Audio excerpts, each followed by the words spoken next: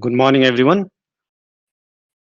Uh, we have come here for this workshop on how to write professional emails, and we'll be starting it right now. Okay, thank you very much. Let's start with it. So, we have assembled here for this workshop on how to write professional emails. And I'll be going through this PowerPoint presentation that I have prepared. At the same time, if you have logged in from your uh, laptops, you can open your own mailbox in another tab, because 2 or 3 times I'll just go there so that I can give you a little bit of information on a few finer points. Now, we start with this. What are the fundamentals of professional communication? Because uh,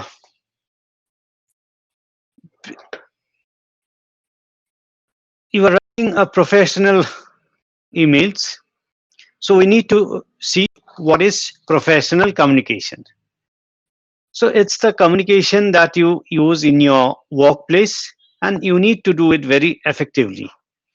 And the professional communication that you do, more so when we have this pandemic going on, it's in terms of the language what we call as business English. And what I'll be talking about is writing emails, and I'll also provide a few writing tips. Let's first understand what is an email. In terms of business, it is a very, very important business communication tool. An email allows you to communicate with people and transfer files from one place to another rapidly. You can communicate with people from all over the world with the press of the send button. But you need a lot of discretion to press that send button, which I'll be talking about in this presentation.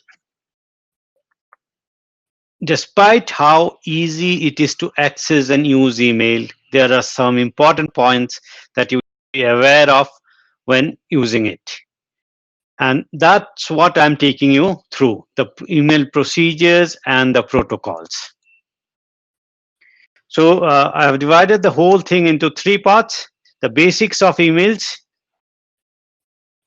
the structure of emails, and the language focus. All 3 are very, very important when you write an email. Now, why I am talking about this professional emails? Because I am also a professional. Every morning when I open my mailbox, I receive on average 50 to 60 emails. What do I do? Do I read all of them? Definitely not. I don't have that much of time. I will first have a look at who has sent. If someone important has sent, I'll open it. Then the second thing I see is the subject. If the subject is okay, I may open. If the subject seems something unimportant, I don't even open to see what is there. I just directly delete it, because I need to keep my mailbox clean. That happens to everyone, because we get a data overload. We cannot see every email. So when you send an email and you want that the email has to be read by the recipient, certain tips are to be followed. So that is what we'll be talking about. So first, let's come to the writing tips. The first and most important thing: clear, concise, polite. These are the 3 things that you need to know. Writing is important for successful communication in the workspace. So what should we write? Short and simple sentences. In India, what happens, whatever mother tongue you are using, we are used to very long and descriptive sentences. Now, when we use these kind of long and descriptive sentences, the meaning at times becomes complicated, at times the meaning is lost. So please ensure that you are writing short and simple sentences, clear and concise language. Don't try to make it very beautiful or ornamental, like write clear and concise. Avoid unnecessary repetition. I'll come to examples later, I'll show you. Avoid very strong verbs. And I have used one now, very. We have a tendency to use very. Don't use such strong verbs. And if you can write your mail in terms of bullet points, it is very, very helpful. So these are the 4 mantras for business writing: clarity, objectivity, accuracy, brevity. Clear, objective, accurate, brief. When I say clarity, ordinary, short, and non-technical terms. Don't use long, grand, unfamiliar, technical, and abstract vocabulary. Avoid complicated sentences, as I said earlier also. And we need to remember English is a foreign language for many readers. It's not the native language. Even for us, it's not the native language. It's not our language of thinking. And that is why we need to keep things as simple as possible. This is an example I've given. 2 individuals proceeded to apertural geological protuberance, the purpose of their expedition being the procurement of a sample of fluid hydride of oxygen in a large vessel, the exact size of which was unspecified. One member of the team precipitously descended, sustaining severe damage to the upper cranial portion of his anatomical structure. Subsequently, the second member of the team performed a self-rotational translation oriented in the same direction taken by the first member. So it's when you write, you are not trying to impress someone like Shashi Tharoor. Make things easier, because when I translate this into simple English, this is what I wanted to say. Jack and Jill went up the hill to fetch a pail of water. Jack fell down, broke his crown, and Jill came tumbling after. So don't unnecessarily complicate and get the meaning lost. Second thing, if you are writing official mails, be unbiased, unemotional, and truthful. Official mails only. Okay, when you are given writing something which is from, say, your designation to another designation, that time emotions should not be there. But this is again a very general kind of a statement. And certain things you have to write so that it carries the proper emotions also, and I'll come to that later. Give evidence for support of your argument while acknowledging any merit in other theories. Sometimes we have project reports or things like that which we need to send through email. So when you have that kind of a thing, if you are presenting an argument, always try to give a supporting thing. And please do not give interpretation. If you are trying to say send the results, then send the results, but not your interpretation. Let your boss interpret it. Accuracy, any fact that you send needs to be accurate and complete. Do not be vague, ambiguous, or give misleading statements. And if you are sending any data or facts, please carefully double check it. Brevity, good subject line for your mail, efficient usage of words, brief introduction, brief discussion. I'll come to all these parts in more details. So we move over to this topic, how to compose the email, how to actually write the email. So first thing about the basics is know your audience. Who are you writing to? If you are writing to your superior, your boss, your someone who is above you in position, then what kind of a language do you use? You have All of us have done a lot of letter writing in our schools, but there's a difference between an email and a letter. Normally, every letter you were advised that begin with dear sir or some thing like sir. In email, what happens is people are not that dear to you. It's a technique in the technical world. If it's a say private company, it's a private enterprise. Generally, people address each other by the first names. So if you know a person very well, the the starting line for your email should be hello and the name, first name. Hello, David. Hello, Vivek. That should be good enough. Or hi, Vivek. That way you can write it. But if it's more formal, you can write just sir. Don't use dear in emails.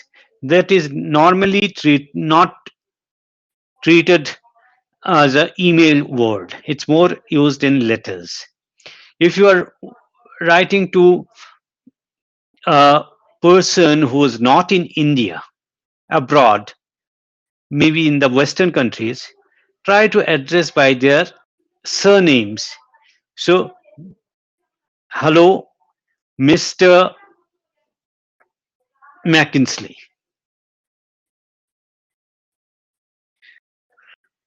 Hello, Dr. something. Hello, Mrs. something. So put the Mr., Mrs., Doctor, Professor, whatever designation he has, and then the surname, and then you start the mail. So identify whom are you writing to. Every time you write something, you should have a particular reader or audience in mind. Be very sure, and once you are sure about it, you must adapt the content, tone, and language of a email to the situation or the context and the intended audience. So you have to be versatile while writing. It's not that you have one draft which you keep on copying and sending. Every time you need to compose something which goes to the audience, and this becomes uh, even more important when somebody is applying for jobs, applying for change in careers, where you want you to be maybe judged a little bit based on your email. So when composing your email, do not assume that the receiver will understand your language. Even though we are all speaking English, we understand English in different ways. So focus your writing to assist your reader. Always that should be in your mind.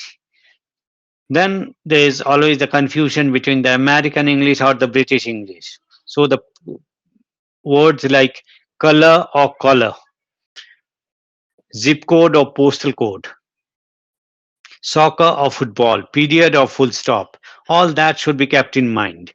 But the golden rule here is if you are using British English, use British English throughout.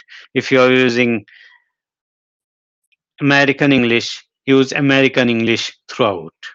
When we say Indian English, which you find as an option in MS Word and programs like that, Indian English is basically British English. Make sure you know who your reader is before you start to write. That way you know it's your friend or colleague or uh, supervisor. When you use any sort of technical language, any abbreviations, humor, or emoticons, be very, very careful. You don't send abbreviations to everyone. Some people may not understand the abbreviations.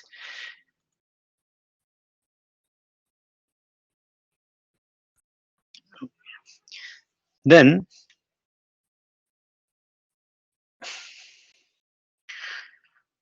it is the appropriateness. Appropriateness is the most important thing, to know your audience, appropriate in terms of language, in terms of the content, and in terms of the tone. The tone is very, very important here.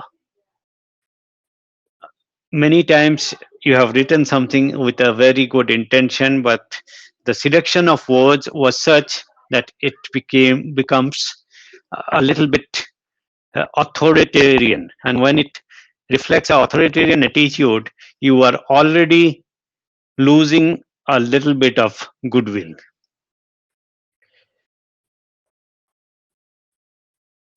So when you use email, even though email is quick and easy to use, sometimes other means may be more suitable.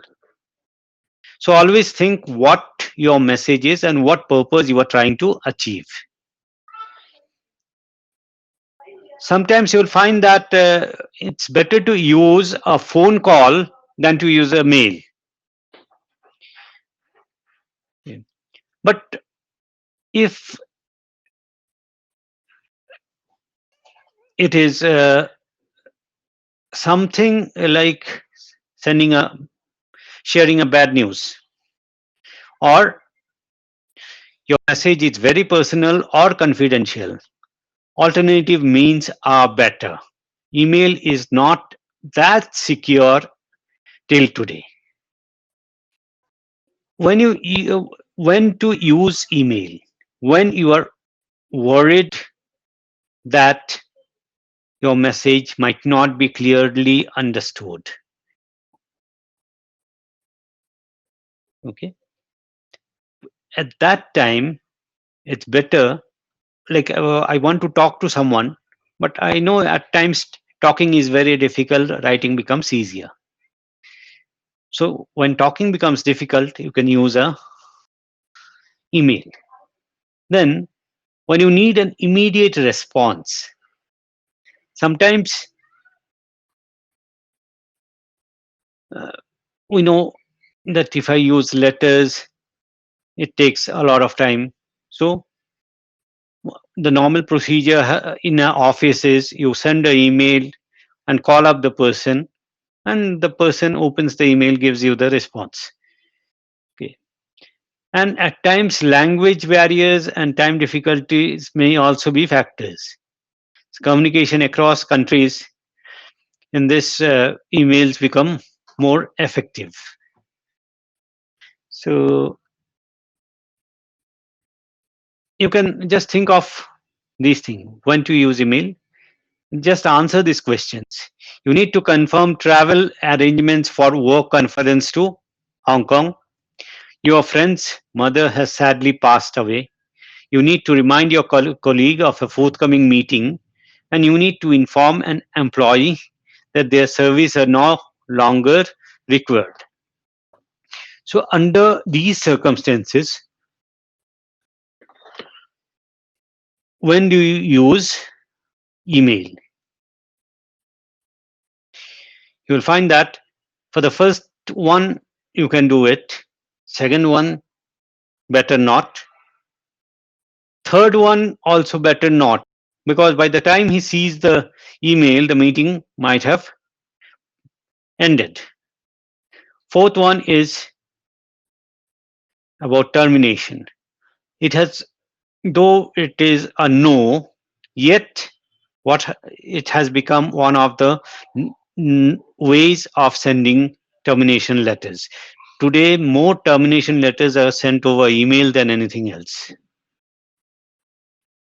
The other issue that you have with email is security. There are several issues regarding security in terms of personal security, company liability, and viruses.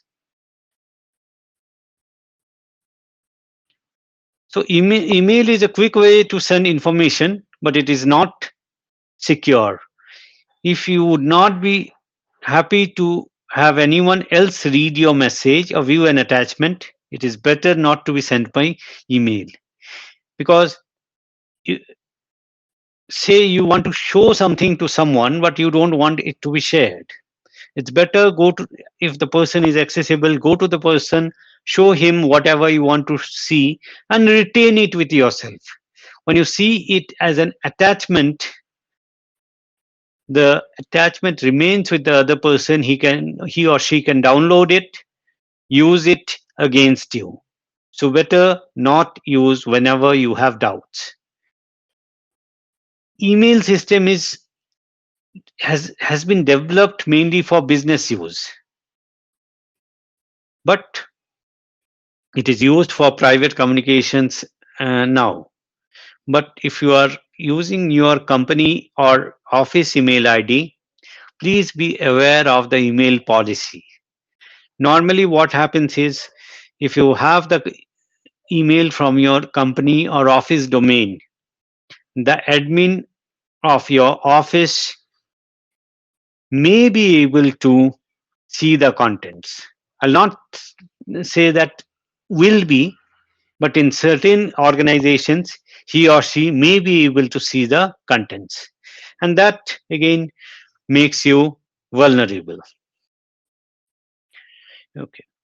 Another thing I wanted to share here is uh, about the security is the threat of ransomware, where the threat of people hacking into your email. So please, whenever you open your computer, periodically do this. Okay. I'm talking specifically of the Gmail account because that is the most popular one. And another thing is, most of the office email IDs work on a system which is very similar to that of the Gmail. Okay. So what you do is, on your computer, open the Gmail using the account you want to, whatever account.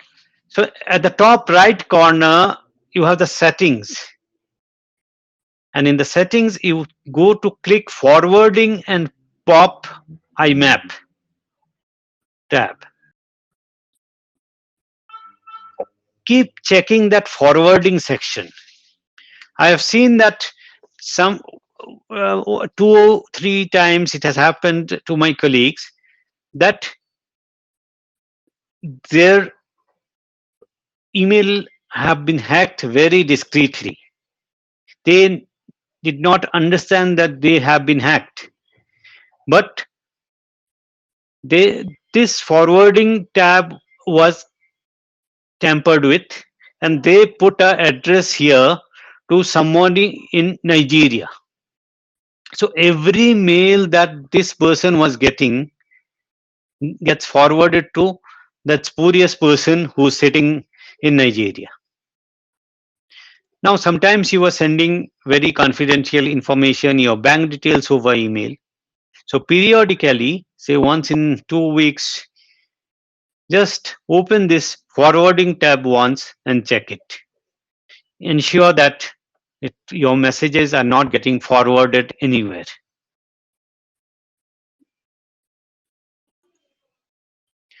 Then workplace security, another thing is, there have been legal cases regarding use of email where a company was found guilty over email content. But again, there are policies which are framed by your company by your organization, and you need to know those. And you are not allowed to send emails that offend another person.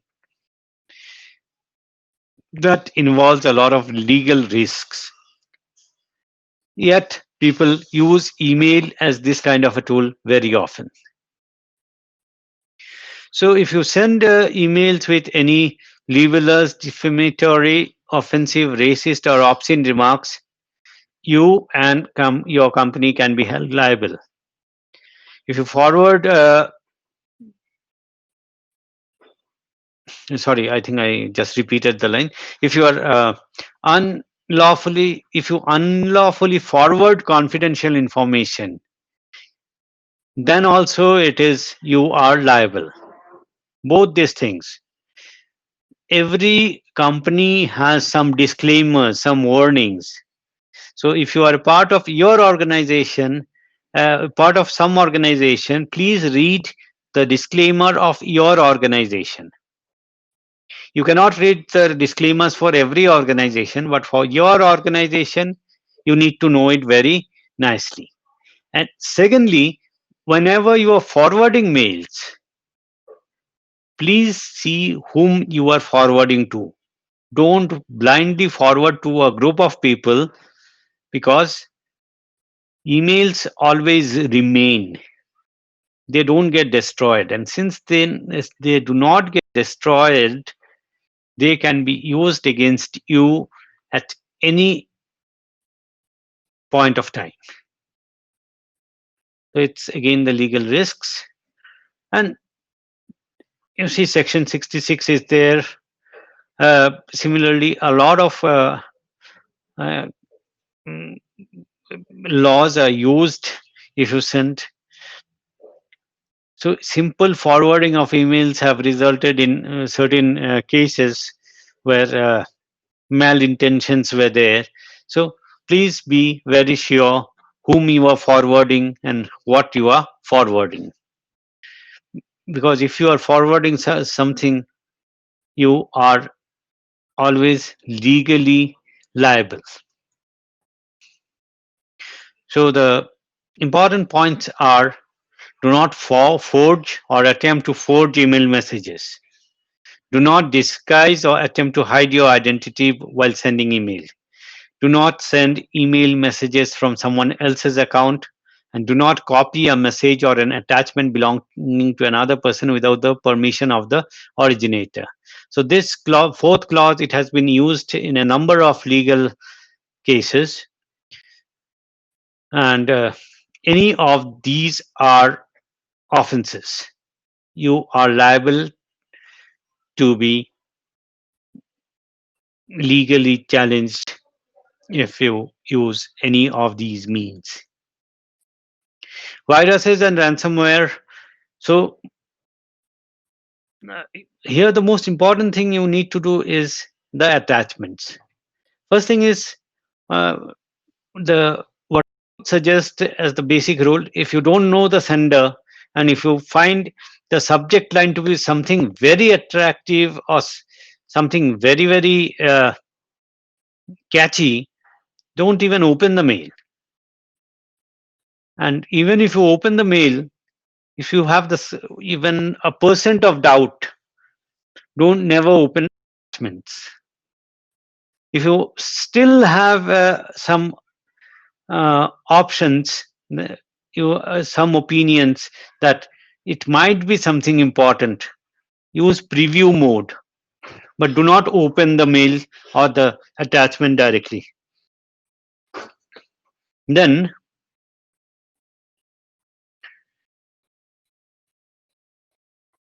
uh, most companies have softwares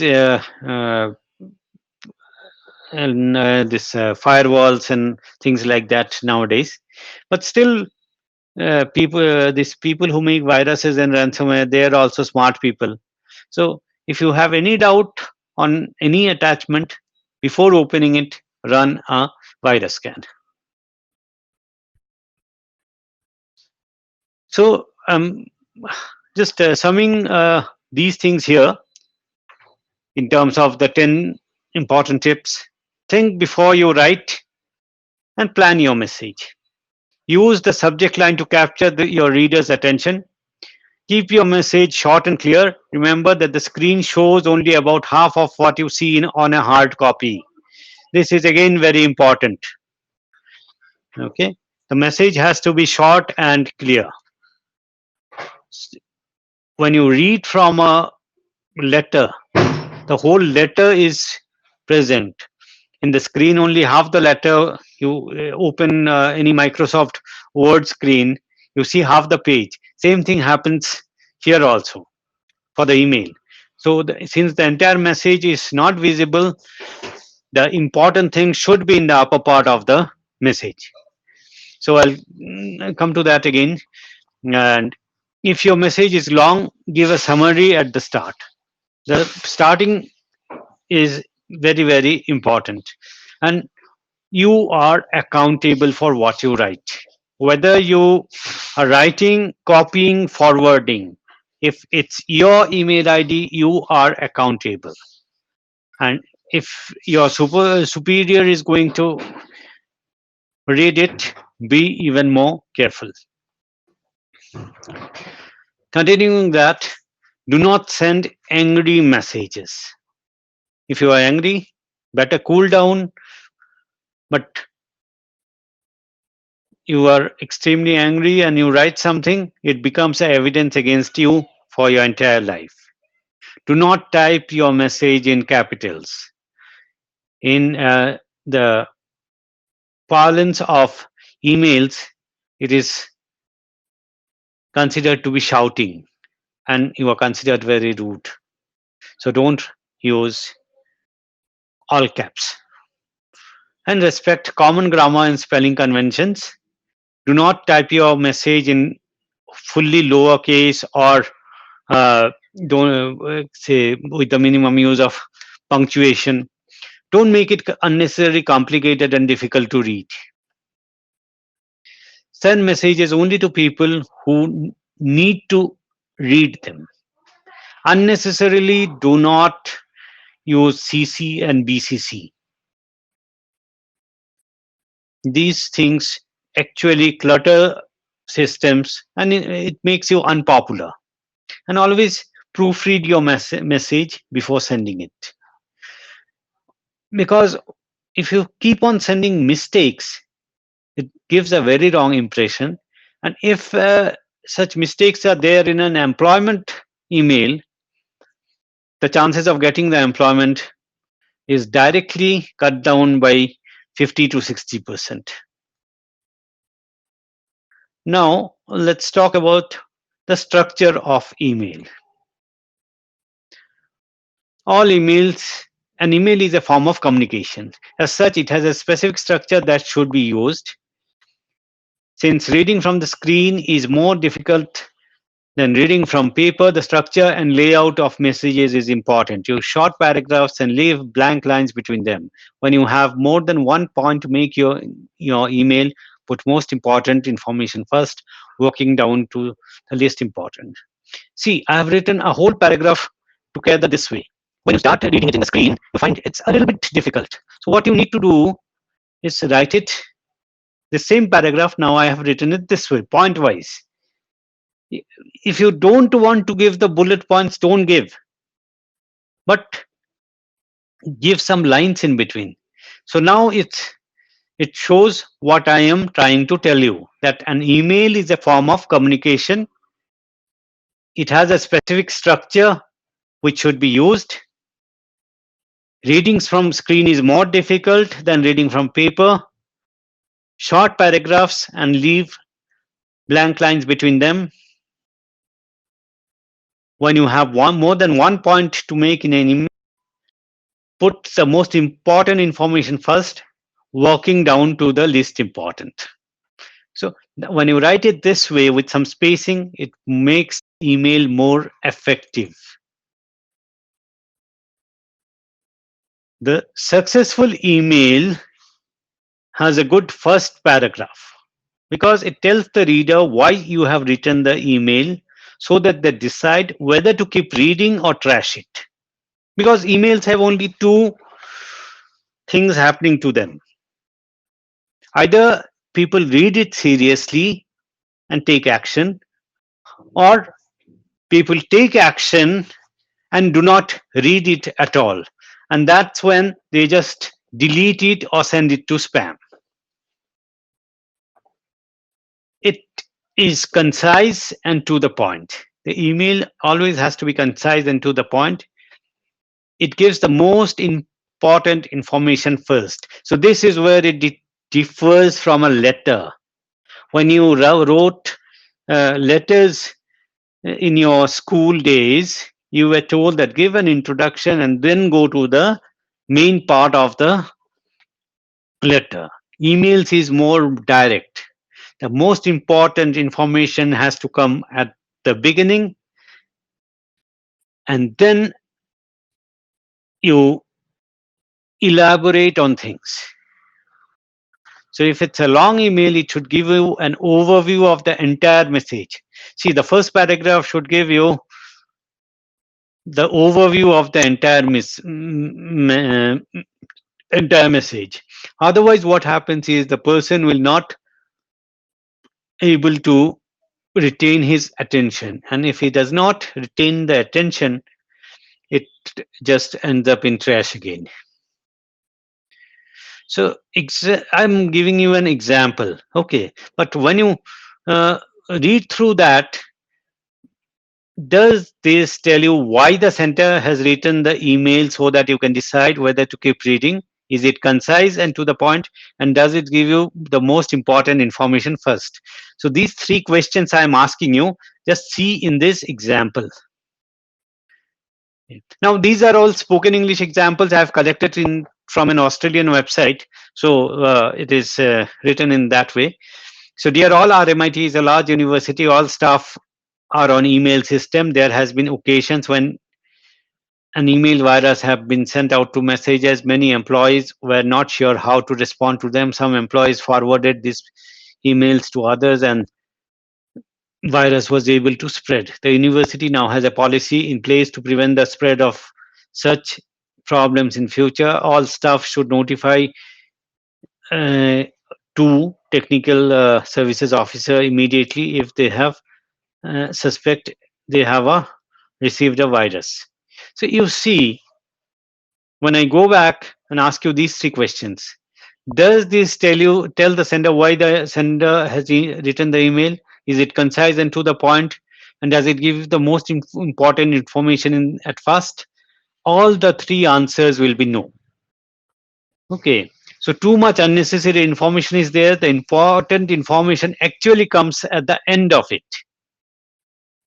So if I write the same email this way, all staff are advised to contact technical officer immediately on suspicion of an email virus.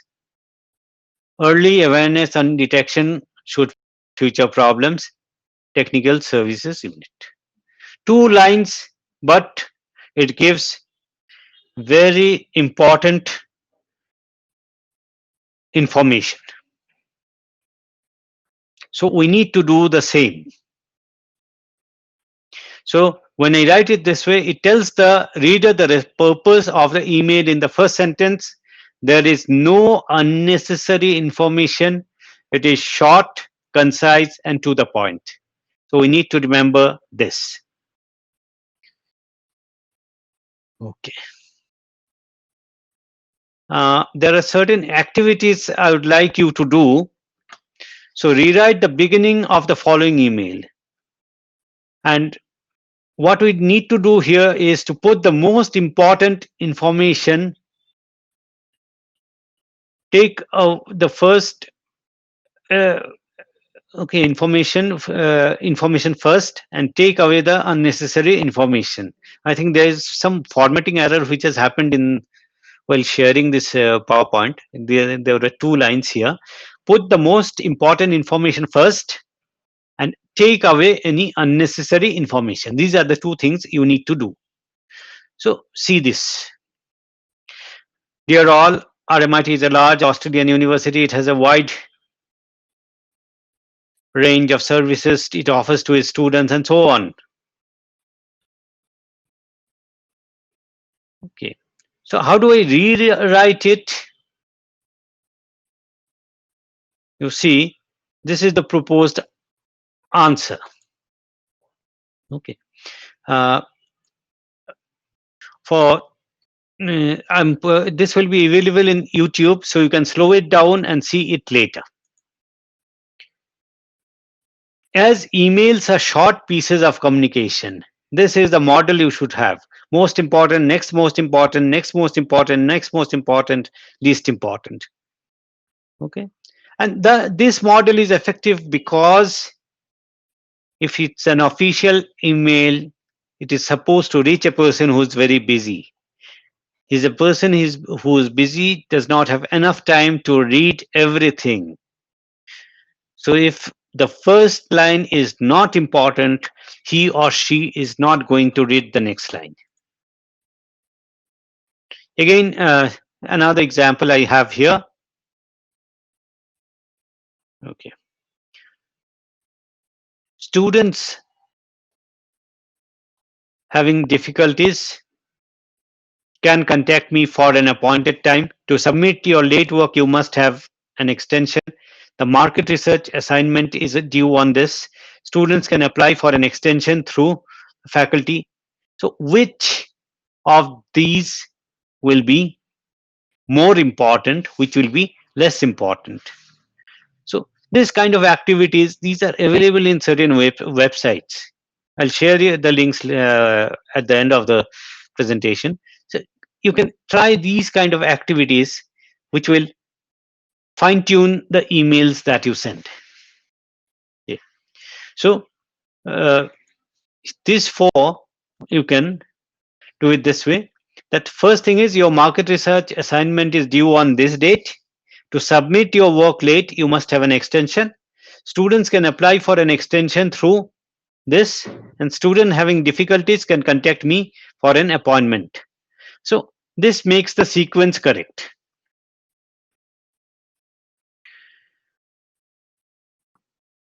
Okay. Now, when you take to writing an email, don't use unnecessary words. I am writing to tell you. Why do you need to write that line?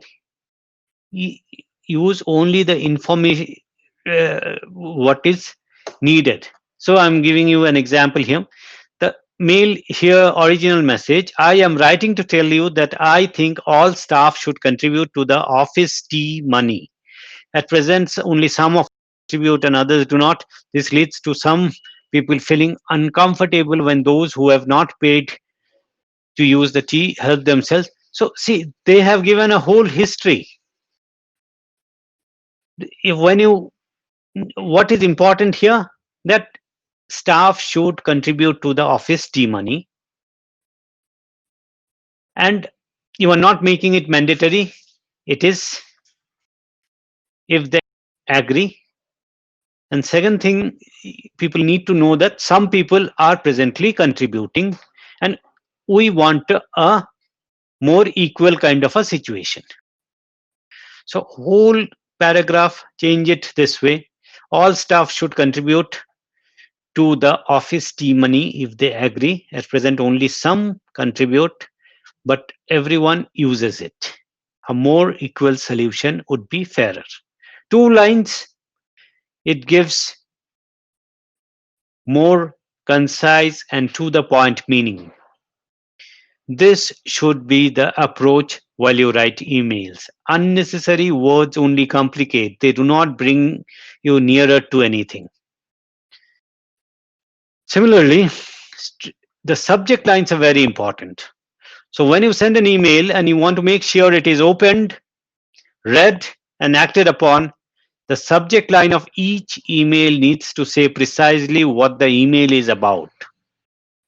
And a good subject line should give the recipient an accurate idea of what the message is about before it is opened. See, it should be alluring enough. The subject line should always give the importance of the message. So make the subject line very, very important. The subject line is often the only clue the recipient has when filing the messages into folders, because we do organize the emails. We put it in different folders, and most of the time we put in folders according to subjects only.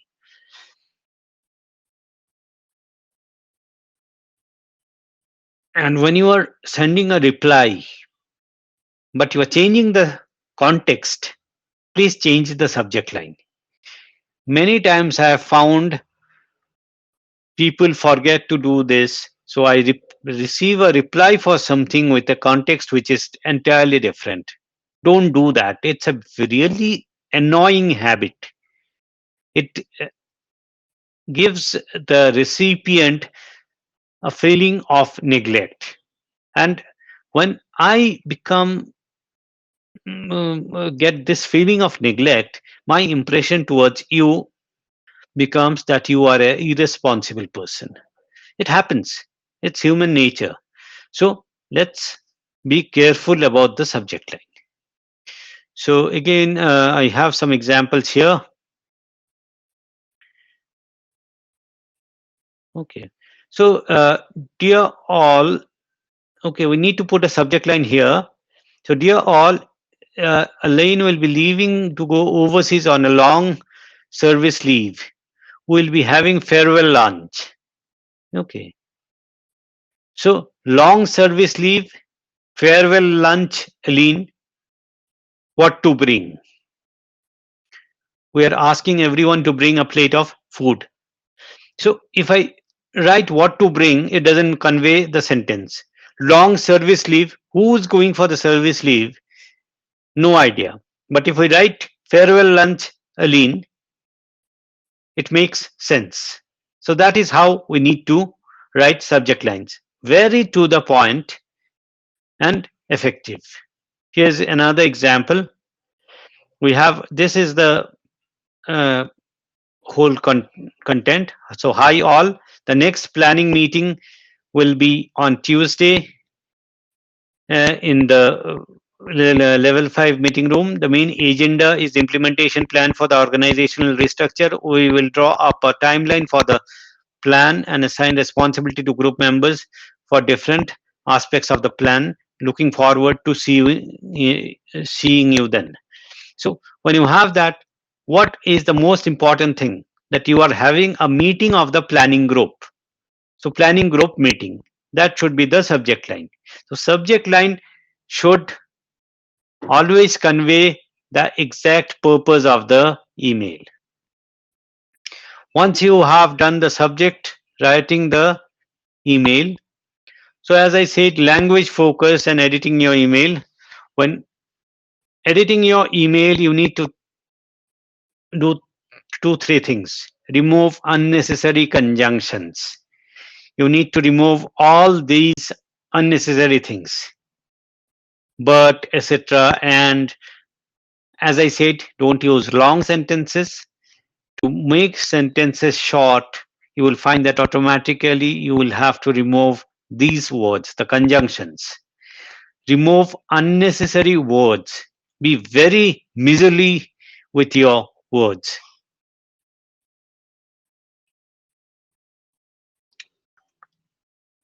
Uh, Most of the times we try to put something like what I had again showed you earlier, that I am writing this mail. Those kind of words are just adding up. We don't need those. So remove those kind of words. And unnecessary punctuation. Make the punctuation as simple as possible. Don't complicate. So again, I have another example. I'm writing to tell you that the final accounts for this chemo project. So I am writing, cut it, the final chemo projects. Then you see, I have cut this part also, and then the message becomes much smaller and to the point. So use that. Same thing, another example. Okay. Then the tone. When writing business mails, a professional yet conversational tone is the most effective. This is what market research tells us. It's not spoken English, it is not written English. It's somewhat in between. The tone is conversational. It's not very formal, it is neither very informal. You have to strike a balance between the two. So you need to be speaking as if you are attending uh, both your colleagues and supervisors. In such a situation, you need to be polite, positive, and friendly. And at the same time, you will be professional. So this is the tone of your email. Email communication eh, is similar to any business communication, with an important exception that when you are doing this business communication, you have your hand gestures and your facial expressions. But email does not allow you this luxury of hand gestures and facial expressions. And since you do not have that, the problem is that emails may be misunderstood. And that is why you have to make it very polite, very positive, and the tone should be a tone of request. It should not be a tone of authority, a tone of ordering. So, a very clear example: applications will not be accepted after 30th June 2003. Please return applications before 30th June 2003. Meaning same, but the tones are absolutely different. The first is authoritarian, will not accept your applications. This here also, where we are just requesting you, give your applications before this date. I'm not specifying what I'll do. I might not accept, but this is my deadline. So yes, sometimes say if you are writing a tender, then the deadline is for a cutoff. But you are writing a mail to a colleague or a number of colleagues, a request tone is always preferred. Similarly, it is urgent that you fill out this form and return it promptly. If you send this to your colleagues, immediately your colleagues will get a negative impression. Who gives this person the authority to send that kind of a mail to me? But could you please fill out this form as we require it urgently? You are requesting people to fill out the form, and as we require it urgently. By using we here, we are making everyone into a team. So this brings a lot of positivity in the mail, and that helps you to get the work done. Okay, another example here. Okay. You neglected to send the application form. Again, authoritarian. Your application form was not enclosed. It becomes easier to digest this. Another example, let's leave it. Let's leave this. Okay. Now, another one very important aspect that I come to is netiquette. Net plus etiquette. This is very, very important to use emails effectively. Writing the emails is one thing, using emails to get the maximum benefit out of it is another. And you have to strike a balance between both the things. So when we talk of etiquette, etiquette is observing certain behaviors which are deemed correct And the etiquette depends on place and time. Your dinner, your etiquette are different, party etiquette are different. So email etiquette and net etiquette should also be followed. And it is more important when you are writing emails in the official space. So for any etiquette, what are the factors? Rules, codes, choices, and preferences. All these factors are important and that have to be kept in mind while sending an email. Just as you have to obey traffic rules whether you like it or not. In India, it's a left-hand driving rule. In America, it is a right-hand driving rule. You cannot interchange. The place determines what your driving rule is. Similarly, every office will have some kind of rules. Some office say wear proper office attire. Some office will have more liberty. You should adhere to it. Same thing when you make the draft of your email, be sure that you are following the rules, use using the proper codes. What kind of language should be used, American English or British English?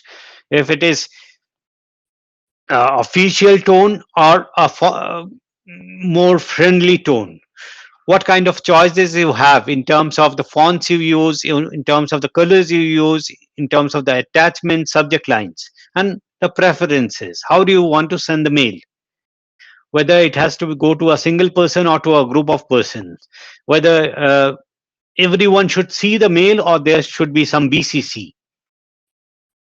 For those who are new to emails, CC is carbon copy, so everyone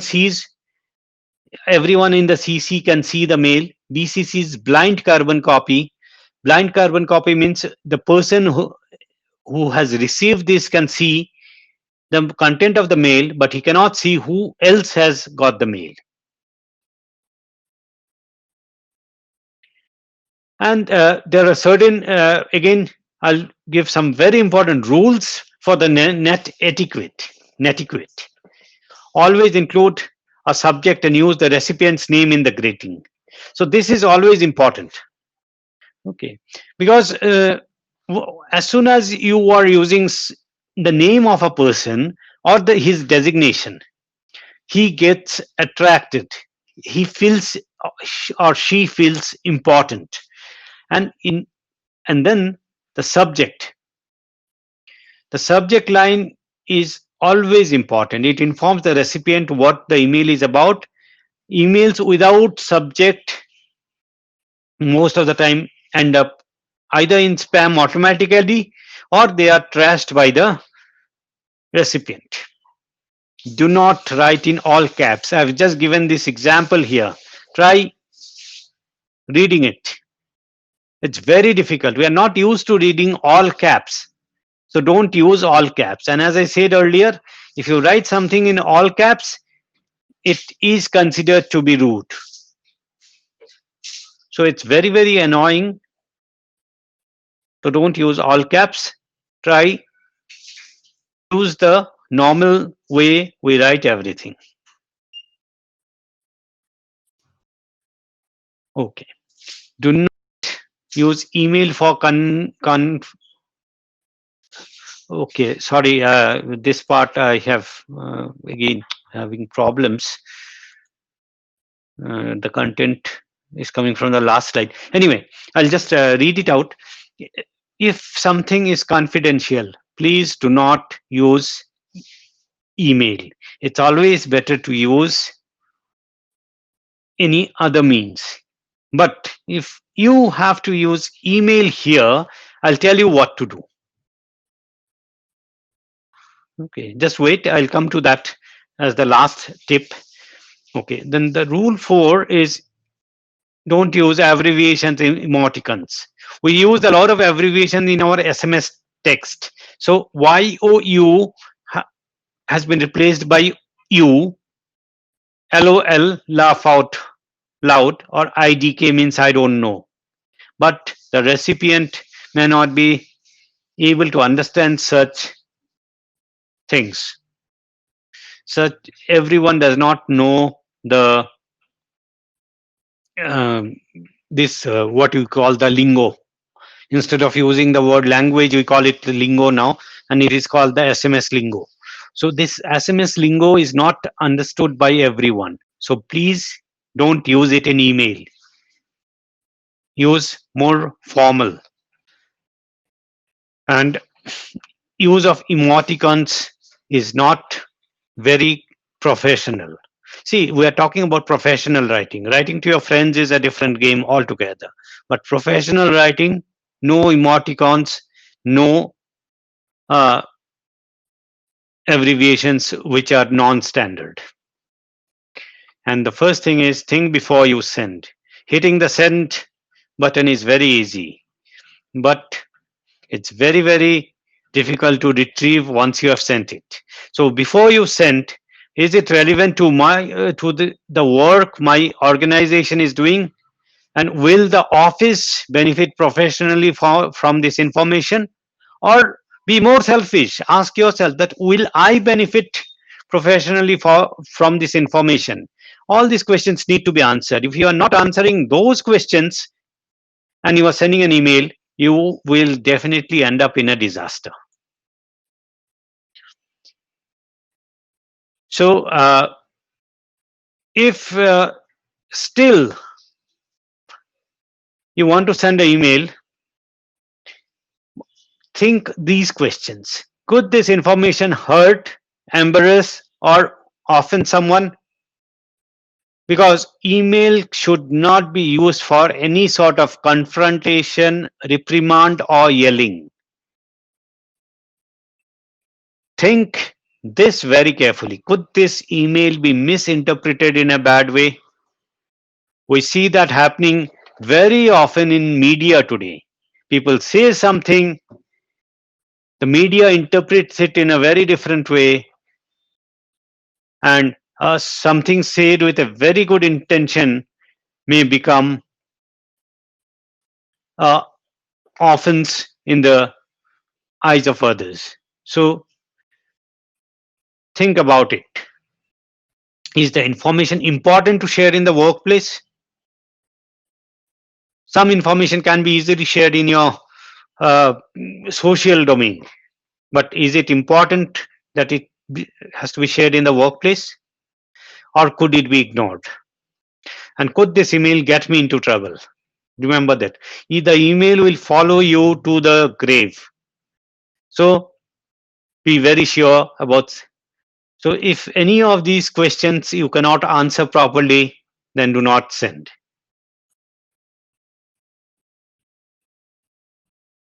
So what is the purpose of email in the workplace? Again, I am telling you, it's a repetition that it's for quick communication. It is for sharing professional information and for keeping records of communication. These are the three purposes for which emails are used in workspace. There is no fourth purpose for this. It is not for sharing funny mail that your friends send you. No, do not share political or religious views. Do not use it for harassing co-workers, or do not use for inappropriate conversations. See, in the professional space, it happens to everyone. People criticize each other. You criticize your boss. Criticize it over a cup of tea when you sit with your colleague. But don't try to do anything over mail, because your colleague is also your rival, and your rival can use it against you if the situation becomes adverse. So be careful about sharing things in email. Rule 6 is do not forward anything which is very unnecessary. You get this kind of emails. If you send this cute email to at least 1,000 people, you will die a painful death. So those kind of things do not share such kind of things, at least in your workspace. Similarly, we have a blind habit of forwarding things, and WhatsApp has made this forwarding habit very, very dominant.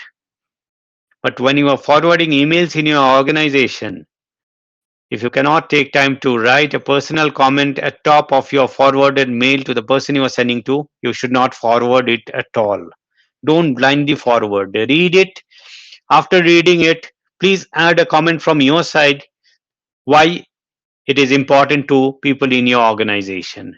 Then only send it. Don't forward it blindly. And think carefully about what you are forwarding. Will it be of any value? Will it be appreciated? Or will it be humorous to the person on the other side? But again, if it's an official communication, even humorous messages do not need to be sent. But again, what I mean here is that it should not be offensive to anyone. You cannot send any sort of offensive emails. If you receive any email with a message that forward it to everyone you know, love, or all your family, the best thing is to trash it, because it will always have information that is absolutely useless. So you you all receive emails of this kind. Do you want to work from home? You could earn $10,000 a week with this opportunity. If you get this kind of mails, should you forward mails? Is it a good idea? The choice is yours. Absolutely, it is a very worse kind of idea to uh, send such mails, because it reduces your credibility.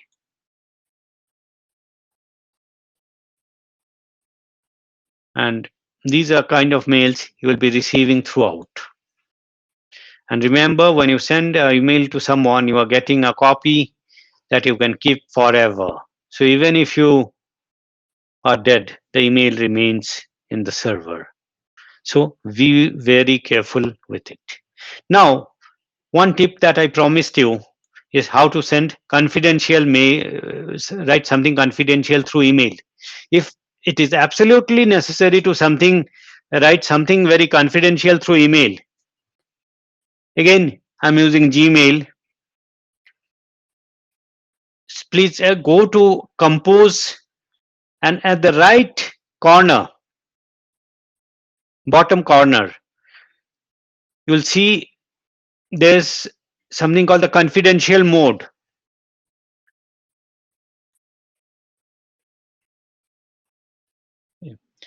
In that confidential mode,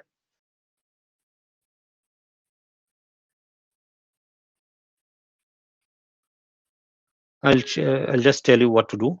Give me a moment. I'm also opening my mail.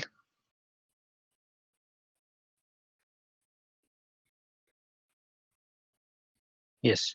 In that confidential mode, you can set a expiration date and a passcode. You see these are there. Please set these two. What is the expiration code date? So after that particular date, the message expires. And the passcode will not be transmitted through email. The passcode will go as a SMS to the person.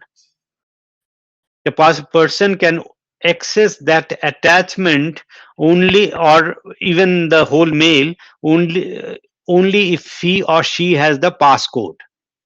So once you open the mail with the passcode, you can see that mail only for a certain amount of time. After that, the the attachment mainly gets deleted from both sides. So please use this mode if you think that your information is very sensitive. Don't send confidential mail just for the sake of sending. Be very careful about that. So these are most of the things that I wanted to tell you about.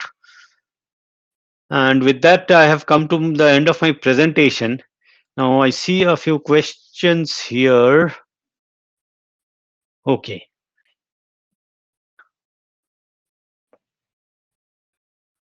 Okay. So there is a question. How about dear all? Dear all has become a accepted norm in emails. Dear all, dear colleagues, it is written.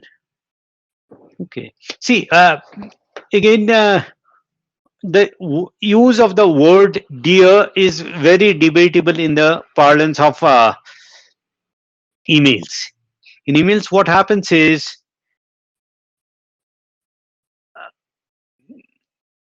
it's very different from a letter. In a letter, by the time a person reads a letter, there is always a time gap. The moment you say the letter writing techniques were developed, say about 70, 80, 100 years ago, when everything was sent by post. So post as well as telephone were existing. So it was expected that a letter is uh, sent to a person you know, or you somehow communicate in between through telephone or by meeting in person. And that is why dear was very prominently used. Email in that sense is very, very fast, and that's why the word dear may not be used. So you can use dear all. This is an accepted thing. Hello everyone. You can use that also.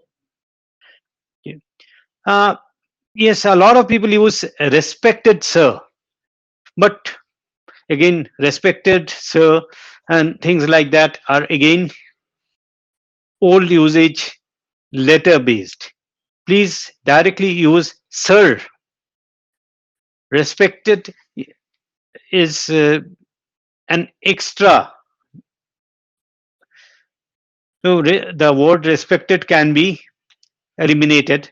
Rather, if the tone of your email shows the respect, that will be more effective. How politely can we say no in an email? We write emails at times where we have to say no. But what we need to do here is set the tone in a very proper way. It has to be a little bit camouflaged. So instead of saying that I am rejecting your proposition, I am not accepting, we can write it in a more camouflaged way, like your proposition was extremely good, but we found that it could be of better value to another organization, or it can be imported at some other time. So we need to camouflage that. How important is an email signature? Okay. See, the signature has been used by people in very different ways. What I would suggest is your signature is the basic purpose of your signature is to tell that you are signing it. That's what you do in a letter. That's what you do in an email. So it should just have your name and your phone number. You should not have your entire history there. People try to put their entire history there. No, just your name and contact number. Then people add messages like plant trees, save environment. No, You may feel that these things are important, but do something about it in the relevant places. Do not unnecessarily clutter your email. Similarly, uh, sometimes people make very flashy signatures with different colors. Use at the most one color, that to a blue or something which is a little bit different from the font, black font you are using, so that it just highlights your name. Don't keep it as formal as possible. Just as in an office environment, you do not have a very flashy attire, you do not have very flashy uh, clothes on. Similarly, your email also should not be very flashy. It should be subtle. It should be appealing to the recipient without raising unnecessary attention. Yes. So, do we have any further questions? I don't seem to be having anything more, but still, I am available.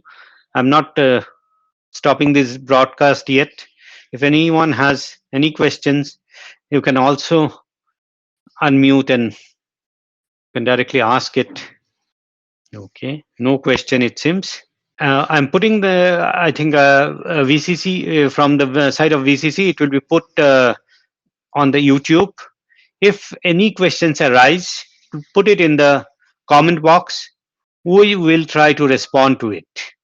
Thank you very much. It was wonderful talking about emails. I hope this helps everyone who is viewing this video to write better emails, be more effective professionally, and those who are aspiring for jobs, please be doubly sure that your emails are read by the recipients.